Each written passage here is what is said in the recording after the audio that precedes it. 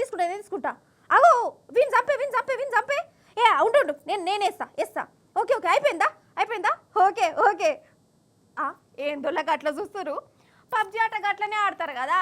PUBG ఆటలు మునిగిపోయి జీవితాలే గాయగాయ చేసుకున్న వాళ్ళని చూసినాం మనము అందుకే పబ్జి ఆటను నిషేధం చేసిరు కానీ ఏం ఫాయిదా ఆ ఆటను మించిన దిక్కుమల్ల ఆటలు కూడా మోపైనాయి అవి కూడా పానం తీస్తున్నాయి అగు చూర్రాదురు మీరే నువ్వైతే ఆడే రజిత నువ్వు ఆడు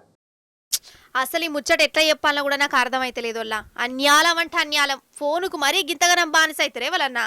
అయితే పాపం వీళ్ళు ఉండేది భయంసాల వీళ్ళకో కొడుకున్నాడోళ్ళ 9వ తరగతి చదివిండు కానీ పిల్లగాడు ఫోన్లో ఆటలకు మరిగిండు పబ్జి అసొంటే ఆటనేనట అది ఇక ఆటలు మునిగిపోయి చదువు లేదు తిండి సక్క తిను లేదు 24 గంటలు ఆటలే ఉంటాడట పిల్లగాడు ఇక అమ్మ నాయనకు రంది పట్టుకున్నది భయమైంది పోరడు ఆగమైతుండని జర గట్టిగా మందలు ఇచ్చిరు చేతికి 2 వద్దుల దాకా ఫోన్ ఇయ్యలే కథం పిల్లగాడు హైబత్ అయిపోవడట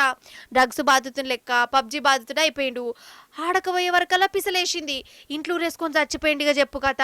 బంగారం అంటే పిల్లగాడు ఆటలు మునిగిపోయి గిట్ల బలిమిటికి పానం తీసుకున్నాడంటే ఏందన్నట్టు అసలు ఆ ఆట ఎంత ఆడిచ్చింది కావచ్చు పిల్లగాన్ని హైదరాబాద్లో హాస్పిటల్లో ఎంఆర్ఐ స్కాన్లు అది చెప్పినవన్నీ చేశాము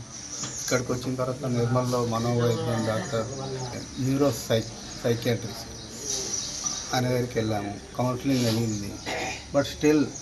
అతని దగ్గర కూడా వాదించాడు నేను పబ్జి డైలీ 10 అవర్స్ ఆడతాను డాక్టర్ చెప్పాడు 1-2 అవర్స్ ఆడు బాబు అన్నాడు